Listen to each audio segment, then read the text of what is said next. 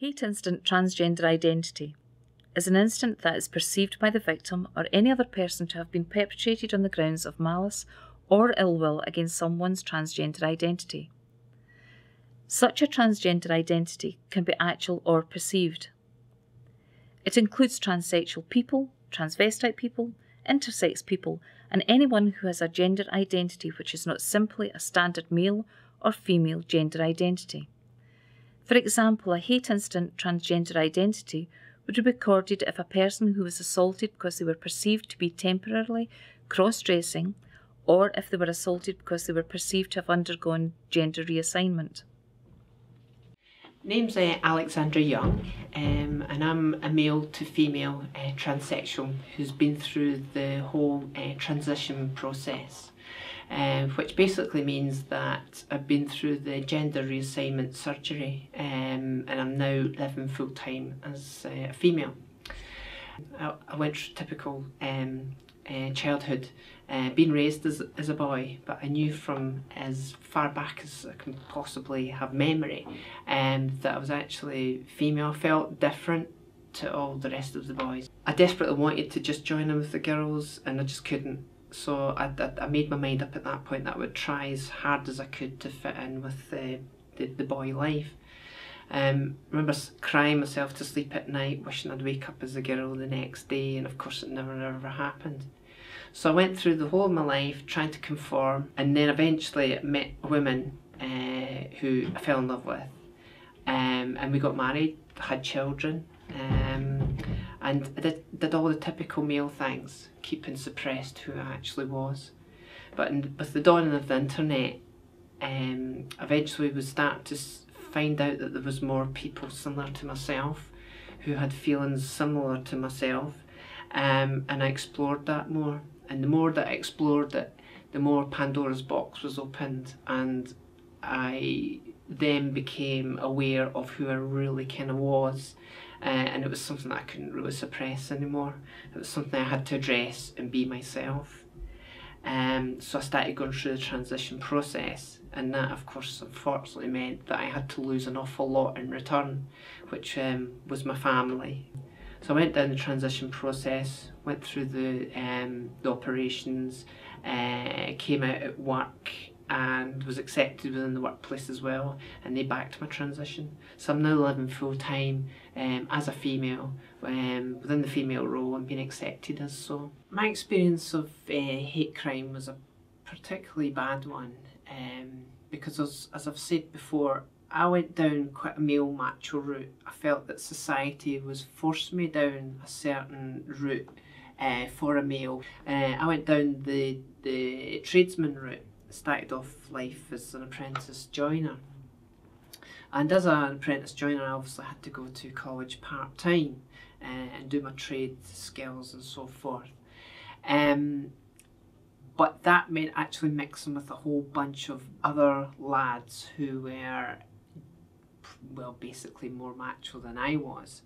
And when you're put in amongst a group of guys like that, your armour does tend to kind of slip, and they start seeing through things, and then they start seeing that you're not actually macho at all, you're actually just, in their mind, this camp, gay guy.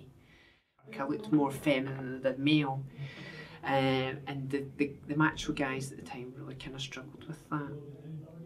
So my time at the college and going through the apprenticeship with people was quite hard going. I would regularly have gay comments made to me that I was just a gay boy and bent bastard and all that sort of stuff.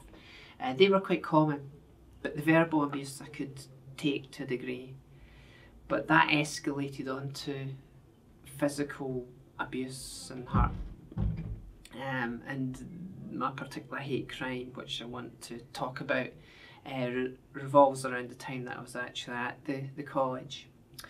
And I remember lads continually picking on me, and I can't even remember what I said back now, but I said something quite witty back in return, and they didn't like this. So they basically told me that they would get me after college, once, and teach me a lesson. Well, I managed to escape them that night, but the very next day they caught me just coming out of the college, and they punched me to the ground, grabbed me by the hair and started booting me in the face, round about the head and in the ribs. And these guys wore steel toe caps and so forth, and they basically made an awful mess of my face. And I can just remember feeling so immensely alone as well, because there was nobody came to sort of help, ask how I was. And I even walked home from college rather than take the bus, because I couldn't face seeing other people just being in that state. And I remember people actually walking across the road rather than walking past me. And I can remember for months later, I kept it really quiet, that this had happened to me. And even my parents asking how it all came about, I wouldn't fill them in on the reasons for it and so forth. Because obviously it was a hate crime based around their view of me being gay. They were mixing up my gender issues for being gay. It's something physically I got over reasonably quickly, but mentally it took a long time. It really affected my confidence, and I went downhill a lot after that. It took a long time for me to build up my confidence again. Obviously, following on from my hate crime experience, I didn't actually go down the line of reporting. Bearing in mind this was back in the 80s, I was still obviously just trying to come to terms with gender issues, sexuality issues, whatever. But there was also the situation of outing myself as well. There was the worry that if I went to them, then my parents would start finding out more about my hidden gender issues that I was trying to hide from everybody. So the reporting procedure back then, to me, it just wasn't worthwhile doing. It was something that I felt I had to take. I had to deal with it in my own way and get through it my own way. It wasn't something you reported to the police.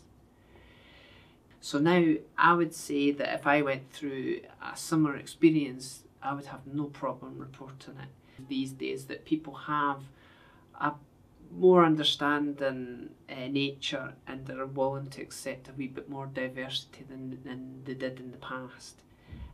So I definitely would go through the reporting procedure now.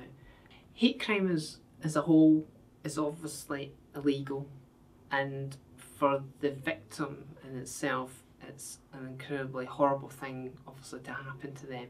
Your confidence is massively hit, and it does an awful lot of damage. It makes you withdraw from society. It can also have the opposite, it makes you harder. There are victims in this, and at the end of the day there should be no victims, because regardless as to your sexuality, your gender, your ethnic background, it's not a reason for being picked on, it's not a reason for being outcast, it's not a reason for being beaten up. It needs to be reported, obviously, and people are victims of hate crime need to feel that there's a place to go to report such crimes, and the police will definitely help out in situations like that. So I would say that for anybody that gets any form of abuse, whether it be verbal or physical, that they report it, they go through the procedure of reporting it. We deserve to be treated as anybody else. We may be different, but we're still human and deserve respect, and sure do not deserve any form of abuse of any kind.